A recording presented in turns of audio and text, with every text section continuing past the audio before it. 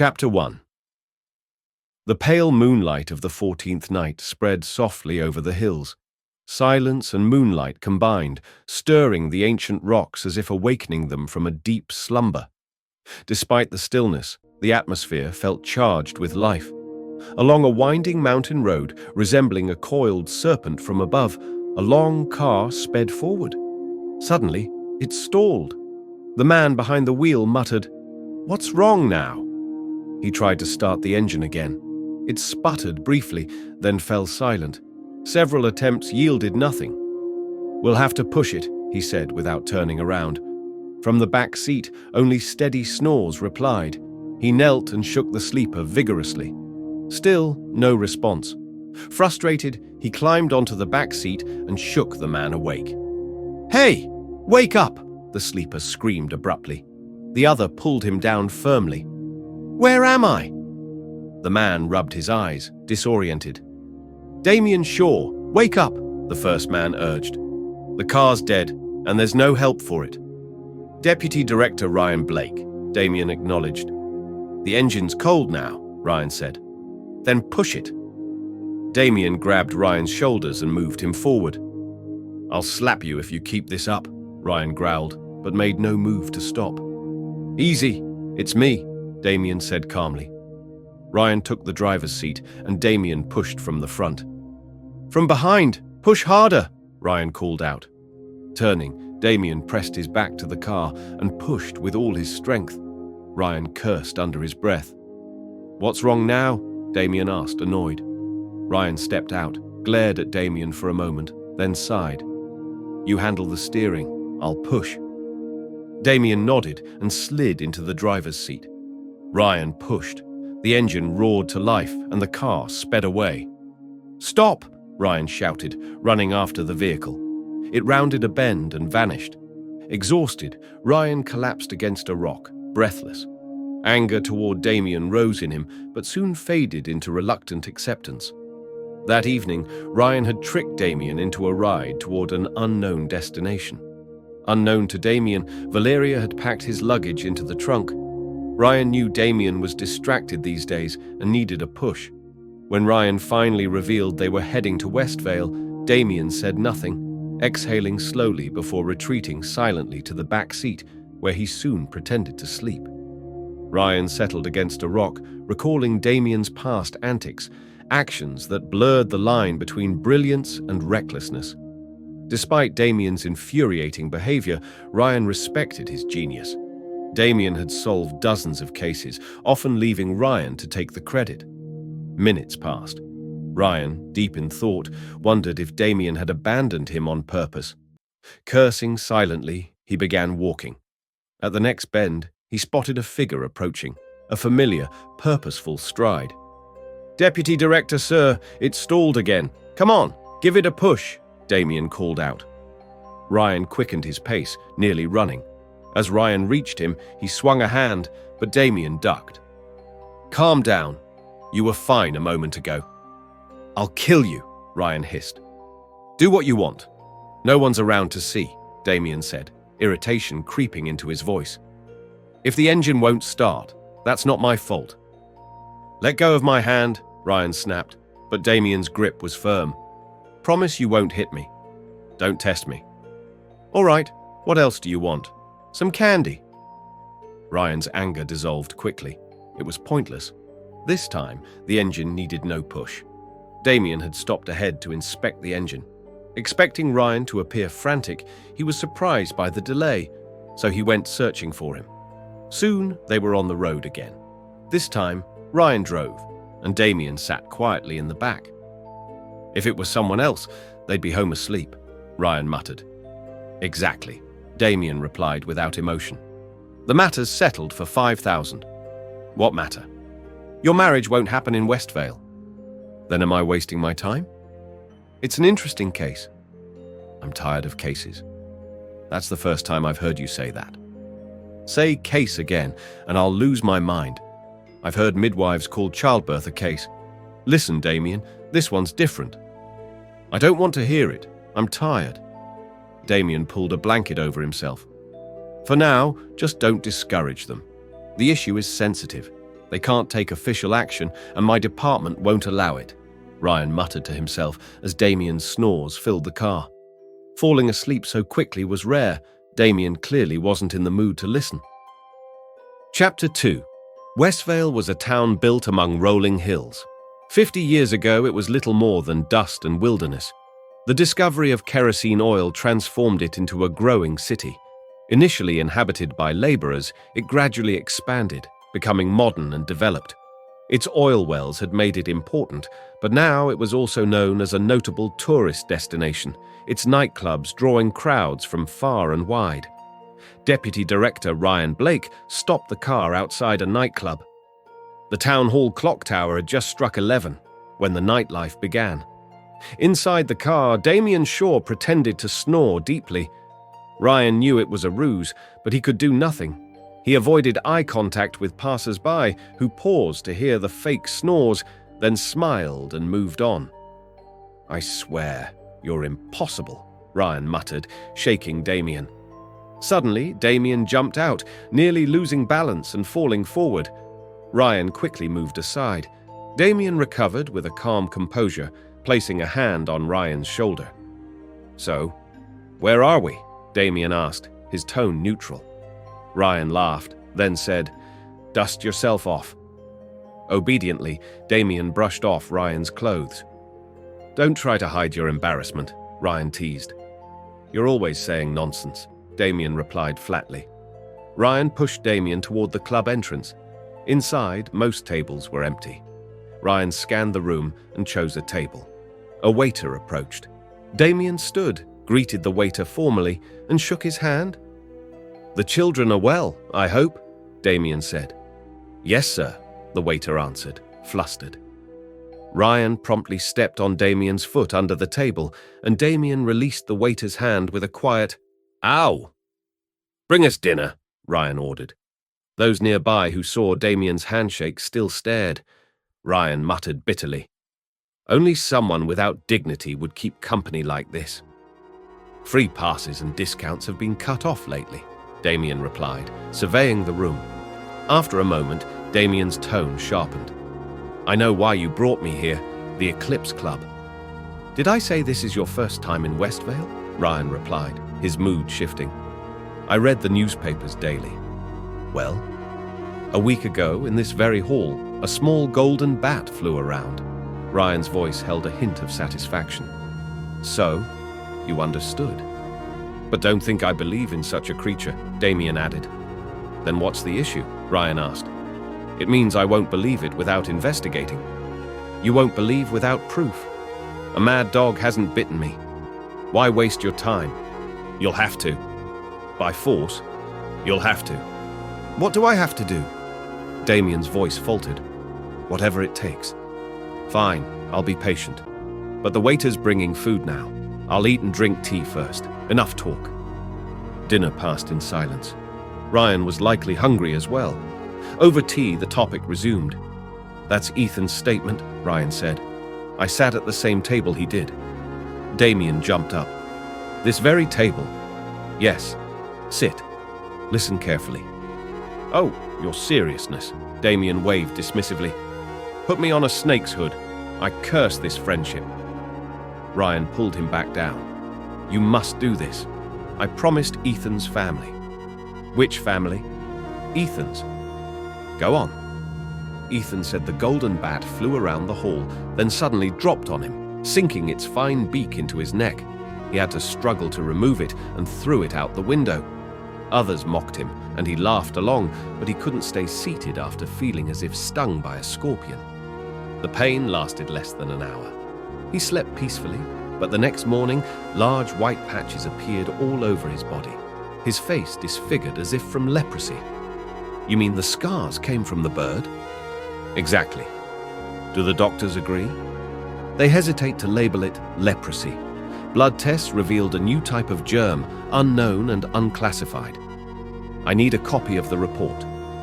"You'll get it," Ryan said, lighting a cigarette. "Why involve intelligence if doctors can handle it? The question is why the bird targeted only Ethan in a crowded hall. Absurd. Listen, Without this affliction, Ethan's engagement would have occurred in an elite family within days. Damien frowned. What about the wound on his neck? No wound. Only a mark, like an injection site the next morning. Even Ethan can't say where the bird bit him. Silence followed. All right, Deputy Director Ryan, what do you want from me? That you assist Ethan's family. What good will it do? His engagement is ruined. Give me the address of those involved. What for? My engagement will happen. Do you want me to die unmarried? I don't understand. You don't understand engagement? Owl. Get to the task, Damien. Mr. Ryan, the address. You think this was the work of those people? If they are a bird race, yes, and I'd gladly marry a sparrow. You're babbling. Ryan, the address. Ryan paused, then said, They are a prominent family, the Redgraves. Lord Charles Redgrave is the patriarch. Charlotte, his only daughter, holds immense wealth. Damien slapped his thigh. Then my fortune is made. Stop your nonsense. Fine. Ethan is a man of status. Wealth has increased since a large oil reserve was found on his land. Is he the sole owner? Entirely. The rest of the family depends on him.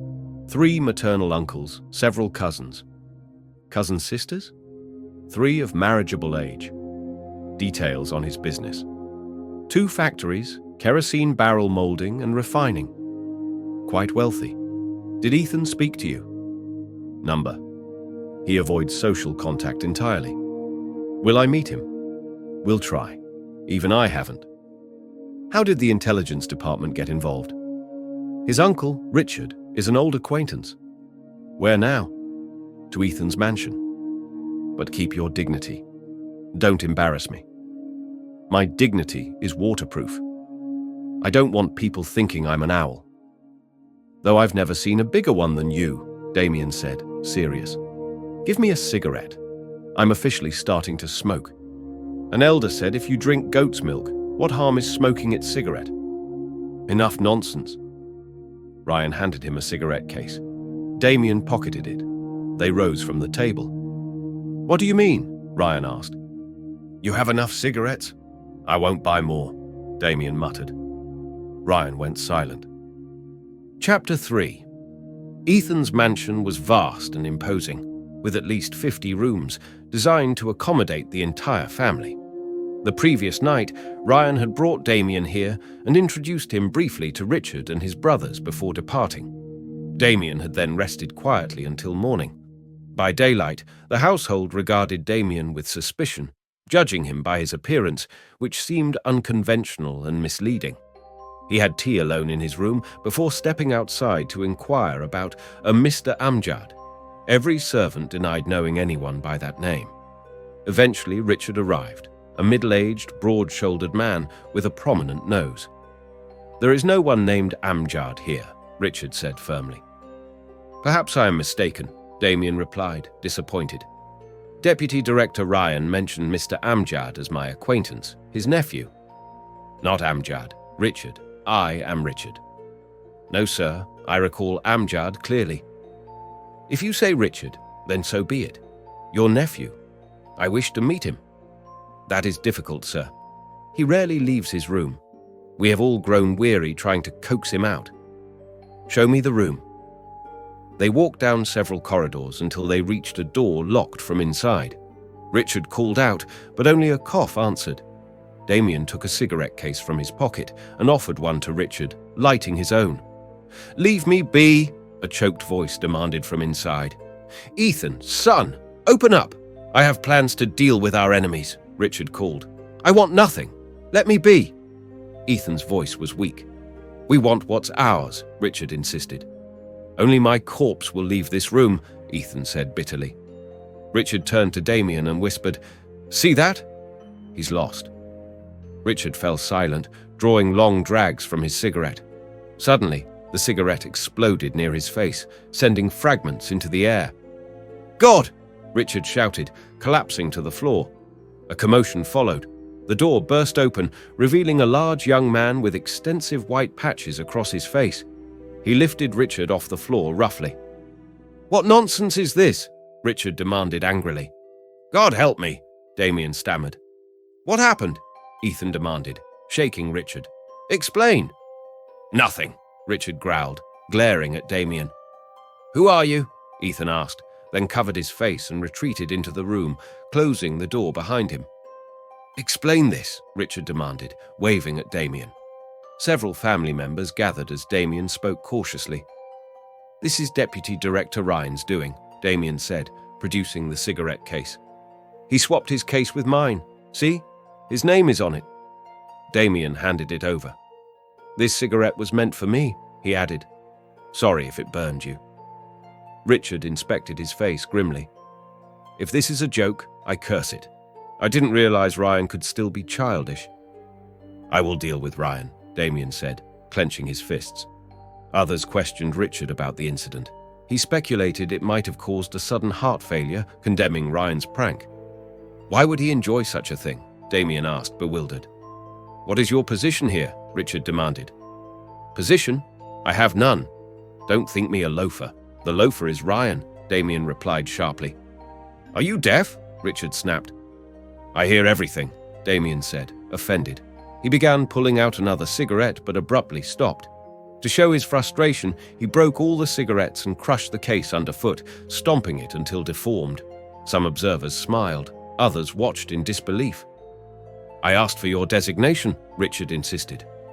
I will answer none of your questions, Damien said coldly. I am leaving. To hell with Ryan's tricks. Tit for tat, a young woman corrected with a laugh. Yes, tit for tat, Damien replied, striding away. The woman, Olivia, took Richard's hand and led him into another room. This man is clever, she said. A complete fool, Richard muttered. No, father. He outsmarted everyone by getting Ethan out of his room. Even Ryan tried and failed. Richard frowned deeply. You're right, Olivia. By appearance, he seems foolish, but in the intelligence service, such people often succeed. Damien left the corridor as if preparing to depart for his room. What now? Richard asked Olivia. Not me. You go. All right, I'll stop him. Olivia knocked on Damien's door, unlocked but silent. After the third knock, she entered. The room was empty. His belongings remained. Servants confirmed Damien had left without a trace. Chapter 4. The Eclipse Club remained busy even during the day, partly because it offered residential rooms to permanent members. With 24-hour service in the Easter time, it was always active. Damien entered the dining hall and settled in a corner by a window. Despite tight finances, he ordered ice cream. As he ate, he suddenly leapt up, chest hitting the table, then slipped to the floor and began brushing off his clothes as if disturbed by insects. Few people were present, but all turned their attention to him. What's wrong? A woman asked. A bird, Damien said, panting and pointing toward the nearby window. The word caused a stir. Waiters hurried to close all windows. A large, heavy-set man approached, his face resembling a bulldog's. Bird! Come with me, he barked, grabbing Damien's arm and lifting him from the chair. Surprised, Damien stayed silent, refusing to struggle. The man dragged him to his office and locked the door behind them. Damien now appeared more foolish than ever. So, what's this bird story? The man demanded, glaring. I don't recall clearly, but there was definitely a golden bat, Damien replied evenly. And it clung to your neck. No, it couldn't, I'm sure. Who sent you? The man opened a desk drawer and pulled out a 2-foot iron rod. No one. I came secretly, Damien answered casually, though his eyes fixed on the rod. I'll crush your bones, the man threatened. Did your father say that? Damien asked, visibly wary. Who sent you here? Well, who else? Damien challenged, and the man lunged with the rod. Damien dodged as the rod struck the wall. The man attacked again, but his momentum caused him to crash into a table and topple it. Damien had a chance to flee, but remained standing, muttering, Hey, hey! Rising, he asked, Did you get hurt? The man, furious, collapsed onto the overturned table again. I won't spare you alive, he growled. You're angry for no reason, Uncle, Damien said quietly. You seem a friend of Father's. If this is your wish, I won't come here again. The man panted, glaring. Yes, sir. Damien nodded. Father says don't go where women gather. I swear I won't return. The man sat and stared. Damien kept his head lowered, confusing him. He could have fled if he wanted. After a pause, the man asked, Did you see the bird with your own eyes? It came near my neck. I saw a faint flicker of wings. Then it disappeared. Nonsense. A vile conspiracy to defame my club. I know nothing of that. Quietly leave and never return. Damien nodded. Seems you're not father's friend. Out, the man shouted. You insult me, Damien said, his tone now serious. Who are you? A tourist, a reporter from Cranford's Morning Star. I'm here to uncover the truth. Liar, the man snarled. What proof do you have?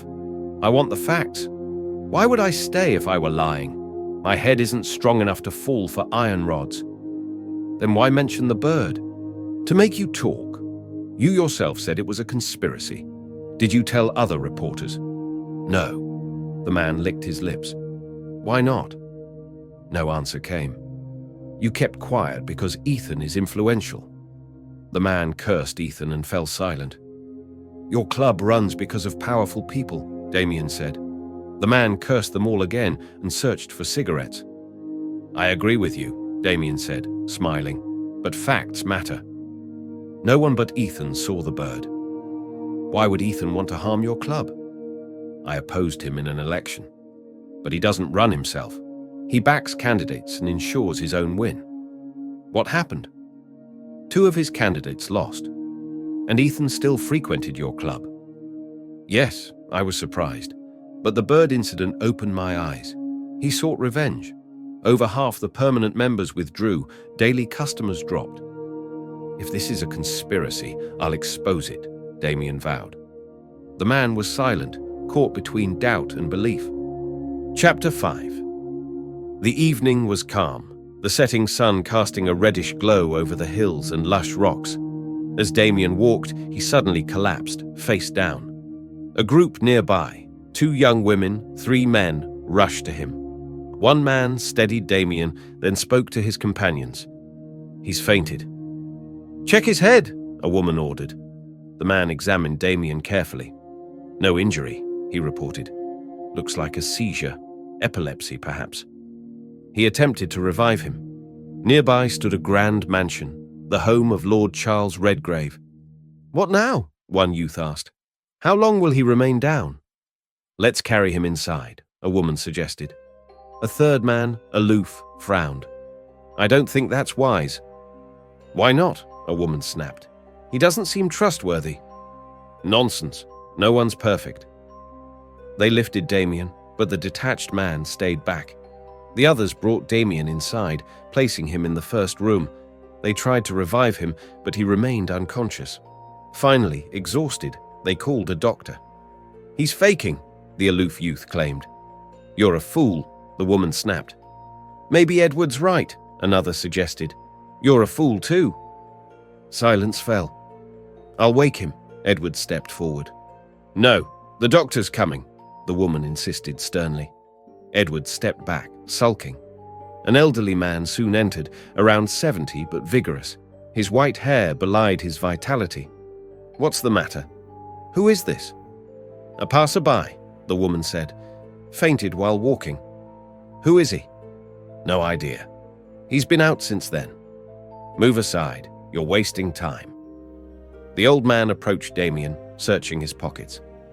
Look here, Charlotte, he laughed, holding up a visiting card. Lord James Whitmore. Lord James Whitmore, Edward sneered. Charlotte examined the card. Maybe he came here to see me, the old man said. Edward murmured nearby. Charlotte turned to him. Brother Edward thinks he's not really unconscious. What do you think? The old man asked. He should be awake by now. So, you think he's faking? Yes. Raise your hands if you agree, the old man commanded. All but Charlotte complied. You disagree? He asked her. No, Daddy. Stay then. The rest leave, he ordered. Everyone except Charlotte departed. Lord Charles Redgrave, known as Stubborn, was resolute once his mind was made. His nephews Edward, Thomas, Lucas, and niece Isabel lived under his strict rule. They had no idea he would think differently about this matter. "My judgment is never wrong," he declared, eyeing Charlotte. "Is it?" "Never." The doctor returned after examining Damien, then asked Lord Charles, "What is your opinion?" "You first." "Whatever you think, that is my opinion." The doctor hesitated, cautious as he earned his salary from the family. Without answering, he bent over Damien again. "Make sure, then give your opinion." Lord Charles paced, murmuring, "Lord James Whitmore." The name carries nobility, ancient grandeur. "Your Excellency," the doctor said, "it's deep unconsciousness. It doesn't seem to be illness." "Good. You agree?" "Absolutely, sir." "How will he recover?" "I believe it will happen naturally. No medicine needed." "I think medicine is necessary." "Then it must be. You are more experienced than I." No, I'm nothing." Lord Charles smiled. "For now, I'll give him an injection." "Injection?" Lord Charles grimaced. "What is wrong with doctors today? Nothing but injections." "Then what do you want?" The doctor grew irritated. "Once, Nadir Shah Durrani." Suddenly, Damien startled upright. "Get out, all of you," he barked, then looked around, licking his lips and swallowing, as if embarrassed. "How do you feel?" "Fine, but—" Damien's eyes widened as he scanned the room. "I'm Lord Charles, this is Charlotte, and Dr. Barrett—" "Dr. Garrett," corrected the doctor. "And yes, you are James Whitmore, Lord James Whitmore." "How did you know my name?" Lord Charles smiled. "I've not revealed my identity. How did you—" "Don't worry. How do you feel?" "But how did I get here?" "You fainted while walking." "Fainted? Was there no accident?" "Accident?" Lord Charles looked puzzled. "Where is my car?" "Car?" Charlotte said. "You were on foot. No car was seen."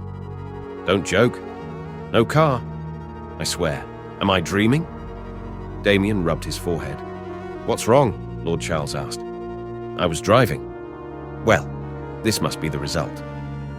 Everyone, from Lord Charles to the boy cleaning windows, was shocked. The car was searched thoroughly. Nothing was found.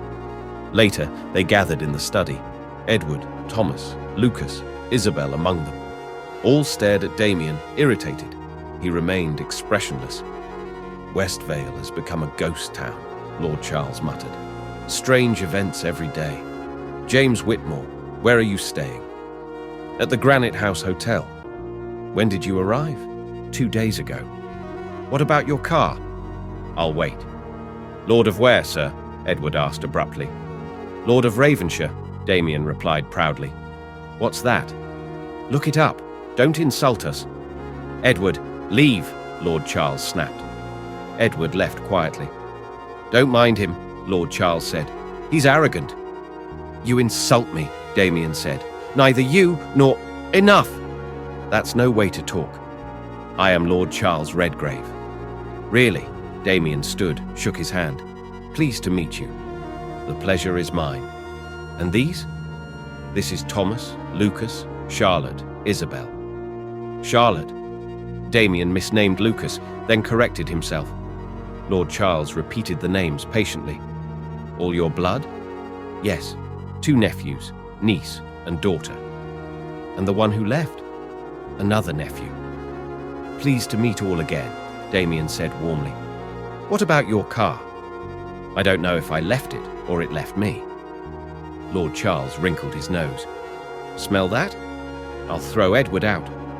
"I'm leaving," Damien stood. "Not you? I meant Edward. Can't you smell it?" "I do." "What is that?" "Edward calls himself a scientist. That smell is gas, like an army of sweepers marching. Not fitting for royalty." "Your thoughts are good," Lord Charles praised, turning to Charlotte. "Even today, young royals despise commonness. That scientist nonsense doesn't suit our children. Dr. Garrett, you may leave." Without looking, Lord Charles dismissed the doctor. Chapter 6. That evening, Valeria arrived in Westvale with Damien's 2-seater car. Damien had sent her a telegram that morning, expecting her to reach by sunset. An intelligence department agent dropped her at the lakeside mansion. Damien had already arranged to stay at the Granite House Hotel, registering under the alias Lord James Whitmore. Valeria remained herself, acting as his private secretary. They dined quietly in the hotel's dining hall. Damien began briefing Valeria on the situation when he noticed Edward and Thomas sitting at a distance, watching them. Damien nodded subtly. Thomas rose and approached, while Edward looked away. "Please, have a seat, Mr. Parwan," Damien said cheerfully. "Thomas," he corrected, sitting down. "Don't mind me. I mix up names," Damien admitted. "You confuse Thomas with Charlotte," Thomas remarked. "Frequently," Damien smiled. "Did you find your car?" "Oh God, it was locked in the garage. I thought I was in it." Thomas looked at him oddly, but kept glancing at Valeria, who sat with a dignified air. "Secretary," Damien said suddenly in English. "What was I trying to remember?" The name of that man." "Yes. The man who harvested 1.5 morns of opium on an acre." "Oh, got it." Damien jumped up, then sat. "No, that was another man." "What did he do?" "I forgot." "Not Damien, Thomas," Thomas corrected. "Mr. Thomas? Yes. What was I saying?" Bored, Thomas left, realizing Valeria ignored him. Damien and Valeria retired to their rooms. "That man wasn't friendly," Valeria said. "Maybe he was looking at you." "Shut up." "Order. You're my secretary. I'm Lord James Whitmore." "Stop your nonsense in this role," Valeria replied. Ignoring her, Damien changed topics. "Tomorrow, you'll visit the prison. There's a prisoner, Adrian. Edward arranged his incarceration. You'll get a permit to meet him." "Why must I meet him?" "To verify the allegations. Or if there are any allegations at all. You'll find out. Who is he? What's his connection? You investigate. Report all you learn. As a visitor, I'll explain I'm a reporter from a non-local newspaper." "Good. You've come far." Adrian was Edward's lab assistant. Edward, Charlotte's cousin, wasn't kind to me. Obsession. Maybe he's one of Charlotte's suitors. Very good. Edward's passionate about experiments, runs a lab. Adrian is jailed for embezzlement? Yes. So the charge is true? Not necessarily. The real crime might be hidden by both Edward and Adrian. If that's true, why would Adrian tell me? Don't act too smart, or I'll lose patience. Just follow orders. There must be something else you're hiding. Maybe. Now go. Yes, bravo. Just make sure you meet him. Chapter 7. The prisoner stood behind the bars. Valeria studied him carefully. He appeared decent, likely between 30 and 40, with a gentleness in his eyes that spoke of honesty. Seeing her, he approached the bars. "I don't know you," he said softly, eyes fixed on her. Valeria smiled with a hint of irony. In that moment, she abandoned all restraint. She intended to speak freely, disregarding Damien's cautious instructions. She understood his real aim was to observe the meeting's impact, nothing more. "Who are you?" the prisoner asked again. Valeria laughed quietly, twisting awkwardly as if mocking. "I understand," the prisoner murmured. "But you cannot anger me. Never." Her pretense faded, and she resumed the demeanor of a simple, sincere woman. The prisoner watched her with interest. "Who sent you here?" he asked quietly. Valeria's cunning returned. She shook her head sadly. "No, you are not the man I expected." "Which man?" "Is your name Adrian?" "Yes." "Were you Lord Edward's laboratory assistant?" "Yes." "Then you are the man." Concern flickered in his eyes, but no panic. He stared at her face for a moment, then stepped back several paces. "You may leave." "But if you are Adrian, I don't want to hear more. Get out." He shouted sharply, and 2 guards appeared quickly by the bars. Before the prisoner could speak again, Valeria said firmly, "Don't worry, Adrian. I will take good care of your family." Without waiting for a response, she turned and left. Chapter 8. Damien listened carefully to Valeria's report. After a pause, he said, "You've come a long way. I couldn't have done better myself. Are you satisfied with the plan?" Before she could answer, a light knock interrupted. A girl entered.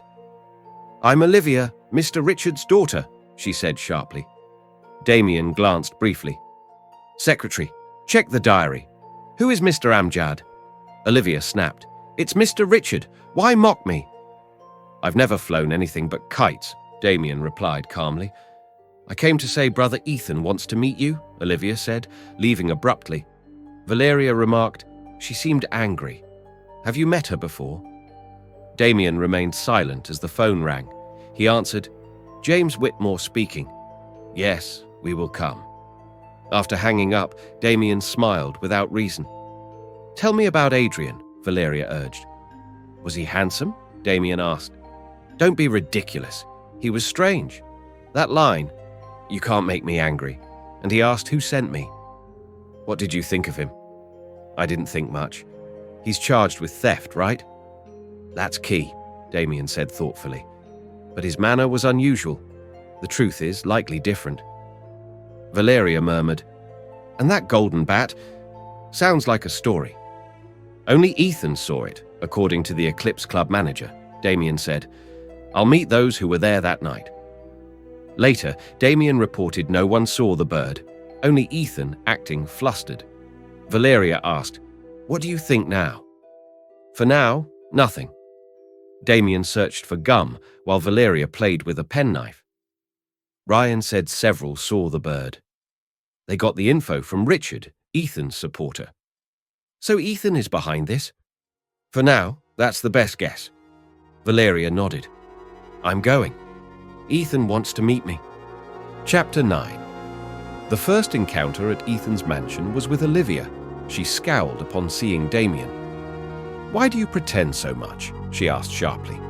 Damien paused, then replied, "Even though you spoke in Urdu, I didn't understand. Why have you come here?" You said maybe Mr. Ethan wants to meet me." "Not Mr. Ethan. I wanted to meet you." Damien lowered his head, silent. "Brother Ethan doesn't meet anyone," Olivia said. "Your trick worked well." "Ethan's been fooling people," Damien said coldly. "What do you mean?" "He faked those spots. It's easy. I could put similar marks on your face." "You're lying," Olivia snapped. "Believe me, I could disfigure you if I wanted." "You're accusing Ethan." "Brother Ethan," Damien muttered bitterly. "He defamed the Eclipse Club. What did he gain?" "You're out of your mind." Olivia's eyes flared. "People who talk like this are usually mad," Damien said carelessly. Olivia was silent, too angry to reply. Damien pressed on. "Don't make me say it louder. I understand that act's purpose well. You're going too far. I have no other theory." "On what grounds?" Damien glanced around. "Can others hear us?" "Let them hear. You accuse a family member falsely." "Fine. But I want this kept inside." Olivia thought, then softened. "Maybe it's a misunderstanding. Maybe. But the circumstances." "What circumstances?" "Are you sure no one can overhear?" "No one will come." "Good. Most details came from Deputy Director Ryan, based on your statements." "That's wrong. Details were published in newspapers too." "So newspapers spread the rumor?" "You're rambling." "Why would I? If you can't deny it, Ryan's info comes from you." "Fine. But your statements aren't the truth. The Eclipse Club manager said it's a plot to defame the club." "Did you ask him why?" "Ryan said several saw the golden bat, but none admit it now." "Did Ethan say that?" "Number that was newspapers' exaggeration. How would Ethan know?" "I want his exact words." "Find a way. He won't agree willingly." "He must have said something. Only that it hung on his neck and he threw it out the window." "The bat was golden." "Yes." "Strange. What does Lord Charles think?" "They only expressed formal sympathy. Maybe the marriage won't happen." Damien nodded. "Who benefits from this?" "Why think of benefit? If it's divine punishment, why trouble me?" "True. But many here might benefit." Oh, I don't get it. You don't get it? Olivia said bitterly. Even I could benefit. Lord Charles wouldn't marry a leper to his daughter. Wealthy people find wealthy matches. If not one, another. I'm not wealthy, so a wealthy leper might want me. My father would accept him. I wanted to meet you to clarify this. That's not an answer, and I don't like your bluntness. Why? Olivia glared. Nothing. The day of judgment is near. Prophecy says girls will shamelessly talk about marriage and ask for grooms themselves. Don't change the subject. I'm not fooled. I don't want to hear about your marriage. Damien plugged his ears. Olivia was silent, biting her lip. This is nonsense. Find a way to speak with Ethan directly. I can't. Don't know his mind. Was it romance? I can't say. Charlotte often visited us. Even after this? Several times. She must be sad. I didn't notice. Mr. Richard is my father. All right. Damien stretched. Then I believe we've met. Yes? You may go. Thanks for your trouble. Damien walked away, wondering about the true purpose of the meeting. Chapter 10. That night at Lord Charles Redgrave's mansion, Damien joined the dinner table. Except for Edward, all family members were present. Damien wondered why Edward was absent. During the meal, Lord Charles recalled his late father, but Damien grew bored and said, "That scientist, Edward, isn't around." "Edward must be in the laboratory," Lord Charles replied indifferently. Damien frowned slightly, unimpressed by the idea. Thomas made a few jokes about scientists, but Damien remained uninterested. When the laughter died down, Damien complimented the estate. "You haven't seen it all yet," Lord Charles said eagerly. "I'd like to," Damien replied. After dinner, over coffee in the library, Lord Charles showed Damien parts of the estate. Alone with him, Damien pressed about Edward. "Is Edward busy with some invention?" "Waste of time and money," Lord Charles muttered. "Why so interested?" "There's a reason," Damien said carefully. "You belong to old times, but we live in different times. We must do something to uphold our class's honor." "What must be done?" "I have a plan. Tell Edward that locking himself away and tinkering is self-indulgence. He should help maintain our honor." "What can he do?" "For instance, on 1,000 acres of land?" "Farming," Lord Charles scoffed. "That's what you don't understand. I'll talk to Edward myself. Where is his laboratory?" "Waste of time," Lord Charles said, uninterested. "No, it's important," Damien insisted. Lord Charles called a servant, and moments later, Damien headed toward the laboratory. The lab was a small building about 1.5 furlongs from the mansion, with 3 rooms. Edward lived there. Damien dismissed the servant outside. The doors were solid wood, no glass. Windows had bars but glass, and light shone from inside. Damien caught a shadow moving. He moved closer and peered inside. The lab held various instruments. Edward was bent over an iron brazier, glowing coals casting shadows on his face. Smoke rose, and a faint smell, like burning meat, drifted out. Edward stood and examined a nearby box. Damien's breath caught. Edward pulled out something shocking, a small golden bat, likely dead. He dangled it by one leg, then dropped it into the brazier. Smoke billowed as the bird burned. Edward repeated this with 2 more bats, then lit a cigarette. Damien remained frozen, considering his next step. Legally, he had no grounds to act yet. He wondered if only one bird could be seized. Why burn them? To prevent others from finding clues, perhaps. Even dead, these birds might reveal truths about Ethan's case. Edward opened a locked drawer, pulled out a loaded revolver, and pocketed it. He seemed ready to leave. Damien hid behind a tree trunk as Edward exited the lab. He heard doors and footsteps fade into silence. Stepping out, Damien found the lab's main door unlocked. Edward hadn't gone far, likely to the mansion for dinner. But why carry a revolver for that? Damien shook his head. He knew the lab had to be searched.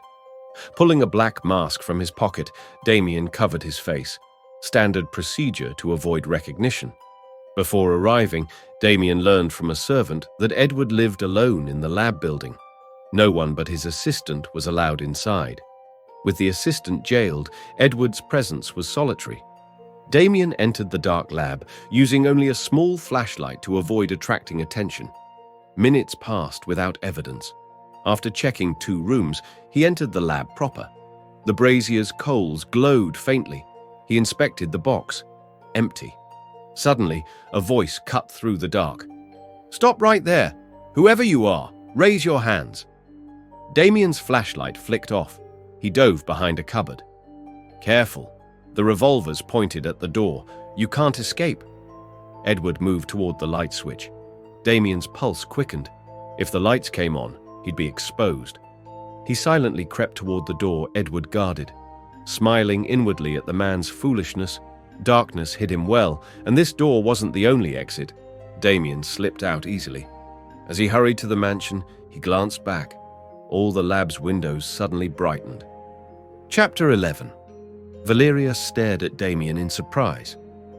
"Yes, I'm telling the truth," Damien said. "Last night, Edward deceived me. He must have known I was watching through the window." "He had a revolver?" "Yes, but maybe it's licensed." "And those bats were golden?" "Absolutely." After a pause, Damien asked, "Where were you last night?" "I was following Adrian closely." "Good detective work. So what did you learn?" "Some relatives tried to post bail for him, but he refused." Even the police were surprised. "He must have been asked why." "Yes." His answer could be the plot of a moral novel. "What did he say?" "That he didn't want to show his shameful face to anyone. He had deceived a noble master and preferred to die in jail rather than face him." Damien's eyes widened. "Such sensitive people still exist?" "Exactly. But if he's so sensitive, why steal?" "Those who know him say he's good and couldn't have stolen. Yet he admits the crime himself." "Then opinions must vary." "Yes, some say it's a drama." "Any idea why?" "No one knows," Damien thought. "It's complicated." "Ridiculous, more like," Valeria said. "Adrian was Edward's employee. If Edward is guilty, Adrian's imprisonment makes no sense." "True to some extent?" "No." "Absolutely right. Don't jump to conclusions." "Fine. Why was he jailed then? Maybe he did steal." "Remember our jail conversation?" "I do." "Well, suppose Adrian knows Edward's crime and falsely accused himself to protect him. Then why didn't he expose Edward? Court is no refuge. Edward could claim false accusations. Adrian's arrest came 3 days after Ethan's incident. Okay, but why did Adrian say, 'You can't make me angry'? Let me finish. Adrian is cleverer than Edward. He likely thought jail was safer. Edward might kill him to cover up. Edward had him jailed hoping he'd confess. But implicating himself made Adrian's defense weak. Edward's best defense was that Adrian hadn't informed police earlier. Valeria interrupted. "What about Adrian's words?" "Damn those words! Let me finish. You pest, Valeria." Damien continued. "Edward, silent about his crime, confessed nothing. Adrian acted tough to scare you. He thought you were spying for Edward. But? No more buts. I'll shut up if you bring another point." Valeria said seriously, "Your theory might be wrong." "Nonsense. I'm Sherlock Holmes. I never err. I can tell shoe leather from frog skin. I just need a Watson. Suppose the Eclipse Club manager is right. I'd be happy. May truth prevail." "Stop nonsense. Valeria, mind your tone. I'm not your husband. You must have been born from a donkey's womb to say that." "Beware. Donkey's honor is sacred," Damien roared. Valeria left, frowning. Chapter 12. Every moment for Damien was consumed by work. The criminal was right before him. Only evidence remained to be gathered for court. He had seen the dead birds Edward was burning. Although some circumstances seem misleading, Damien had even formed theories favoring Edward, but they all fell apart. Charlotte was Edward's cousin and Lord Charles Redgrave's only daughter. After the Lord, she was heir to the estate. Edward had once owned property, but his wealth was sacrificed to his scientific pursuits. To restore his finances, marrying Charlotte was his dream. Damien shared this with Deputy Director Ryan, whom he had summoned to Westvale by telegram. "But Damien," Ryan said, "it's not certain Charlotte's marriage would be to Edward. If Lord Charles wanted her to marry a nephew, how did Ethan enter the picture?" "That's a valid point," Damien admitted. "Still, my theory stands, strengthened by human nature. Everyone seeks personal comfort, but the means change with circumstances. Edward could find satisfaction marrying Charlotte. If that fails, he could take revenge by ruining her fiancé's reputations. Either way, he gains." Ryan considered this and said quietly, "You're right." Suddenly, Damien's mood soured. "I'm wasting my time, and you're a complete donkey." "What?" Ryan stared, surprised. "Nothing. Just saying you don't belong in this department. Resign and work for me. Count divorces, make a commission on divorces, so salary doesn't matter." "Damien, be serious," Ryan replied humbly. "Wrap this case quickly and return. Other troubles await. I hope my marriage isn't arranged yet." "Stop it!" Ryan raised his hand. "Aside from Edward, could someone else be responsible?" "There is a possibility. The uncle or maternal uncle of Ethan." "Could be, but I don't believe it. Only because you're friends with Richard. Number I know them all. None is a criminal mastermind." "Fine, I won't argue. Now, the reason I called you..." Damien paused, then continued. "You know Adrian's story. I want him out of jail." "How is that possible?" "Find a way." "What good will it do?" "A baby will call you uncle." "Impossible." "Baby?" "Adrian's released from custody. He's charged with theft. Edward turned him in. Without Edward's request, the court won't release him." "I know. Then why hold on to such foolish hopes? If Adrian stays jailed, catching the real culprit is impossible. Why don't you present evidence against Edward?" "I consider the whole thing nonsense, especially the bird story." "Why was Edward burning those dead birds?" "Fooling around. Throw him to hell. Do you believe a bird can cause leprosy with a peck and carry new germs unknown to science? Those germs cause the white spots. Maybe some scientific method created those effects. So you agree anyone could devise such a method? Adrian trapped himself. Edward's brilliance and expertise in germs are well known here. What about the dead birds?" "Drop that. Focus on Adrian's release. That's like expecting an elephant to be born from a mosquito. Then catching the real criminal is hard. I'm done for the day. Why don't you come up with a solution yourself?" "I have." "Then why delay? Tell me." "Convince one of his relatives to post bail." "But Adrian refuses bail." "His refusal doesn't matter. I'll prove him a fool in court. There'll be no need to tell him about bail. You arrange it so that when he's brought from jail, he believes it's for a hearing. That can be done." "Not just can, it must be done by tomorrow," Damien said firmly. Chapter 13. After being bailed out, Adrian did not appear in court. Panic showed on his face as he paced nervously in a corridor, eyes darting anxiously. Damien, unknown to Adrian, observed him closely. Evening came, and Adrian was left alone in the corridor. Damien moved away but remained close enough to watch without arousing suspicion.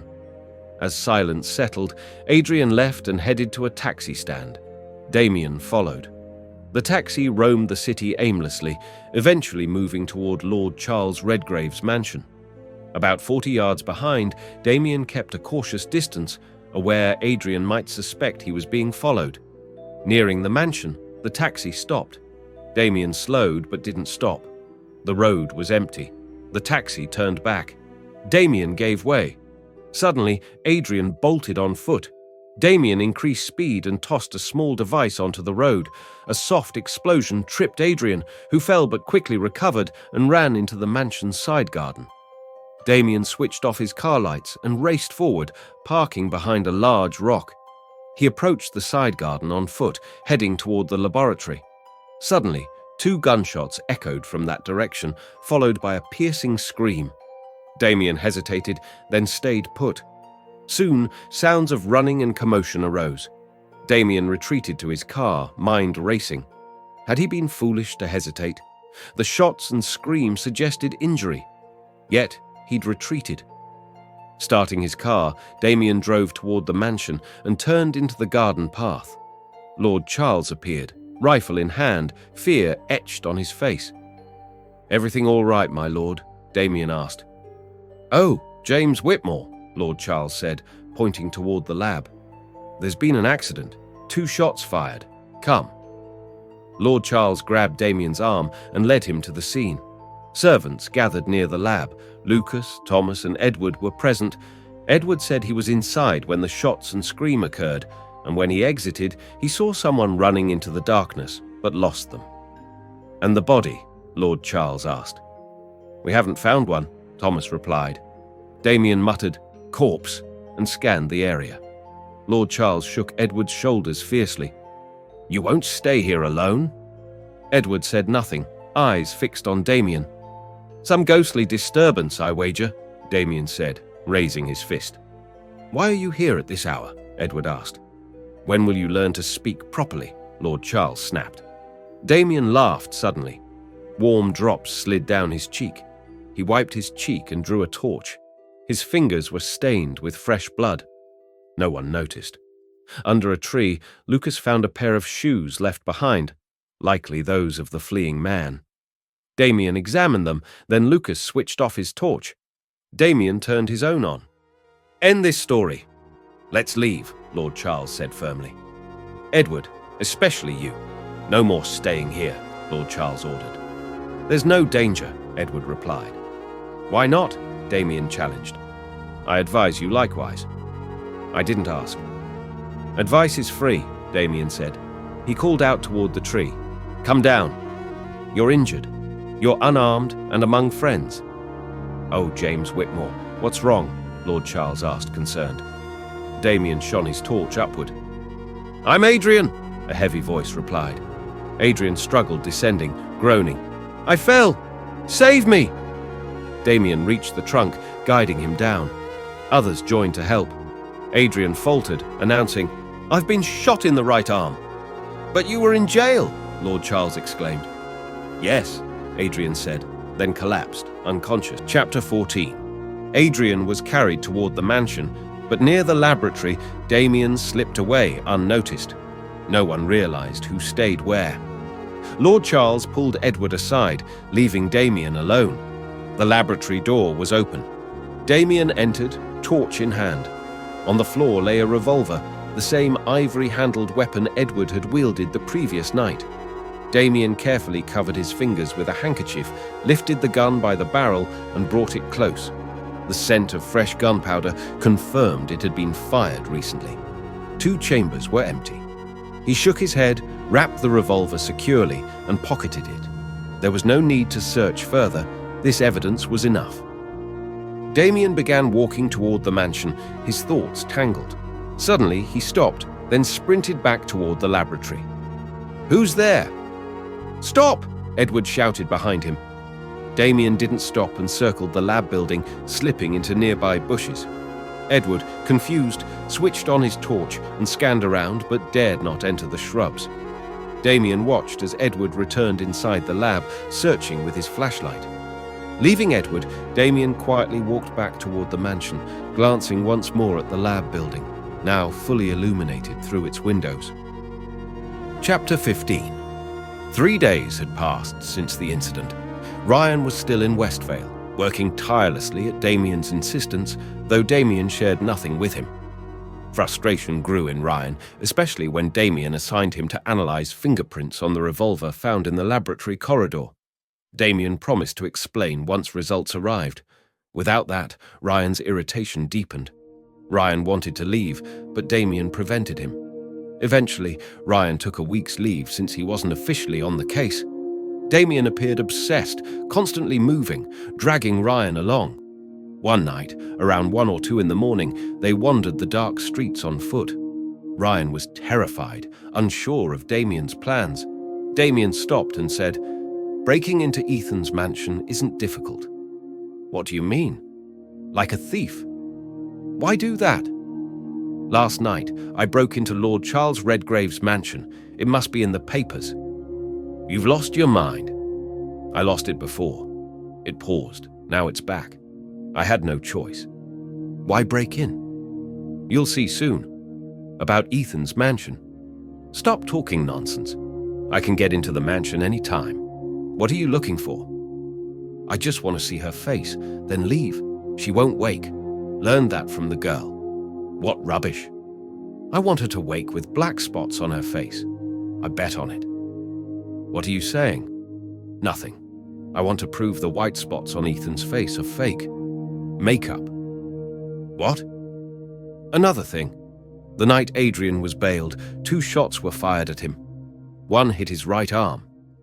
"Have you been drinking?" "No." "The shots were fired in Lord Charles's garden, but Adrian didn't inform police." "You're telling me now?" "Not my fault. That donkey's fault. If he wants to die, what can I do?" "His blood's on your hands. You got him out." "That was fate."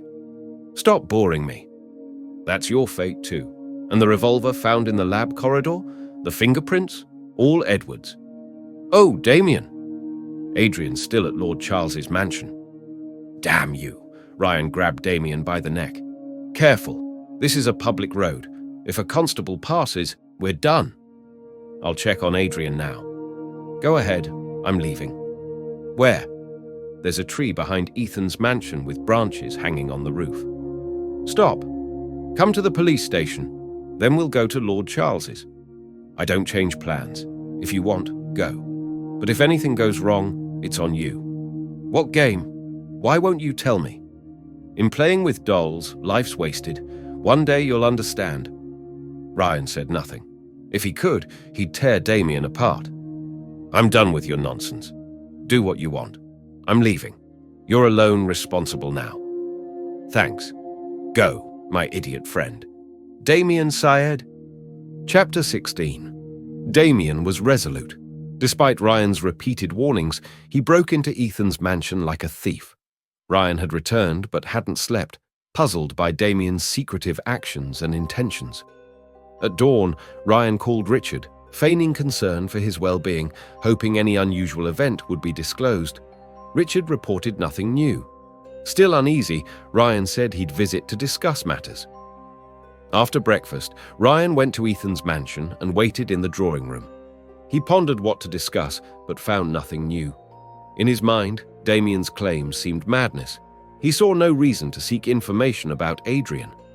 Suddenly, Damien burst in, shouting, "Greetings to all!" Ryan, startled, snapped, "What nonsense is this?" "Don't worry, I'm Sherlock Holmes now. Dear Dr. Watson, I've found the source of the golden bats. Very soon. Greetings." Richard, standing by the door, glared but returned the greeting. Come, Damien said eagerly. Richard sat, worry on his face. "What's wrong?" Ryan asked. "I'm worried. Olivia has the same condition." "What?" Ryan stood sharply. "Only on her face, not elsewhere." "Black spots?" "Mr. Ryan," Richard said sharply, "this isn't a time for jokes." "Sorry. Was it a golden bat?" "I don't know." She woke suddenly, feeling a prick in her right arm. "The bird flew away?" "No, nothing was there. She saw her reflection and screamed, then fled the room." Damien pursed his lips. Ryan glared. Damien muttered, "I'll hit a spot where even water won't reach." Richard's glare deepened. "I understand why Ethan was targeted, but Olivia's case puzzles me. What grudge could Edward hold against her?" "Edward's lab holds the germs mentioned in the doctor's report." "Can you prove it?" "I'll snap my fingers and have him arrested. Just wait." "What proof?" "Leave that to me. Follow my orders. Today will be the climax." "No. Tell me first." "Why? Didn't someone shoot Adrian? Aren't Edward's fingerprints on the revolver? Didn't I see golden bats in his lab burned in the fireplace?" "Revolver? Adrian? Dead birds?" "I don't understand," Richard said, bewildered. "That's enough for now. Do as I say. The criminal will be caught. Whatever you say. Good. You and your brothers, along with Ethan's uncles, go to Lord Charles's place. Deputy Director Ryan will accompany you. Ask Lord Charles if he still intends Ethan to marry his daughter. He'll refuse. Then Ryan will reveal his identity, express suspicion of a nephew, and demand all nephews be summoned for questioning. And then, I'll arrive at the right moment and settle it. Settle what? I'll place my hand on your head and cry, Damien said seriously. Ryan and Richard stared at him. Richard asked, You mentioned the revolver with Edward's prints. Yes, the rest will happen there. Damien waved and left. Ryan called after him. I can't understand what he's planning. He'll do something. Let's follow his plan. Chapter 17. The situation escalated. Lord Charles Redgrave lost his temper. To Ryan, he said, All my children are here, Edward, Thomas, Lucas. Which do you suspect? And explain why. Ryan looked around anxiously, waiting for Damien. Present besides Lord Charles's family were men from Ethan's family. The discussion centered on Ethan and Charlotte's marriage. Lord Charles refused to marry his daughter to a leper. Richard argued, and Ryan blamed one nephew for Ethan's illness. When Lord Charles demanded proof, Ryan faltered, hoping Damien would arrive. Ryan cursed Damien silently. Why silent? Lord Charles shouted. Damien's voice came from outside. Why shy? Ryan brightened as Damien entered, pushing Adrian inside. James Whitmore, Lord Charles growled. How did you enter without permission? I came to ask why this man's report wasn't filed 4 days ago. Leave now, Lord Charles ordered. You'll have to answer, Damien said, his face serious. Adrian said fearfully, He brought me by force. Lord Charles and Edward stood. Sit. Damien's firm voice filled the room. Ryan sensed something different. This was no ordinary Damien. I'm from the Home Department, Damien said. You're mistaken. I'm investigating germs that cause leprosy within 12 hours. Edward, do you have such germs? Absolutely not, Edward growled. Didn't you burn dead golden bats Wednesday night? Yes, so? Damien asked Adrian. Who shot you? I don't know, Adrian replied, dry-lipped. You do know. Tell us. I don't. Someone fired in the dark. One bullet hit my arm. I climbed a tree. Damien showed a revolver. Panic showed on Edward's and Lord Charles's faces. This is Edward's licensed revolver. The shot that hit Adrian was fired from this. Fingerprints on the grip belong to Edward. Maybe. I have no complaint, Adrian said. Truth, Adrian? Only he knows. He mistook me for someone else. Mistook for whom? Ryan, handcuffs. No, Lord Charles shouted. Ryan, handcuff Richard. What nonsense. Don't move, Damien aimed the revolver at Richard. Damien, I'll behave badly. Ryan's face reddened. Ryan, I order you. I report to the Home Department. Every CBI officer, except the Director General, obeys me. Now hurry. Damien showed his ID. Ryan's hands trembled as he cuffed Richard. See? Adrian laughed. God is just. Edward smiled faintly. Adrian, whose fear made you go to jail? The one now handcuffed. He would kill me. He stole germs from our lab. Many visited, including Richard. The germ jar disappeared after a college visit. We suspected students. But on the 4th day, after the Golden Bat story, I told Edward Richard had been to the lab. That evening, we found 3 dead birds matching the description. We burned them. It became clear Richard wanted to blame Edward. The next night, someone fired at me. Edward told me to hide. I say Richard attacked me to silence me. Nonsense, Richard screamed. I never went to the lab. Keep quiet. Ryan, restrain him.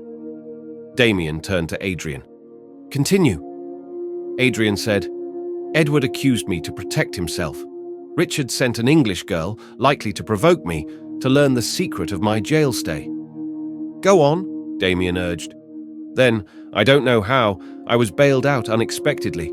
I was confused, followed, shot at near the mansion. I escaped.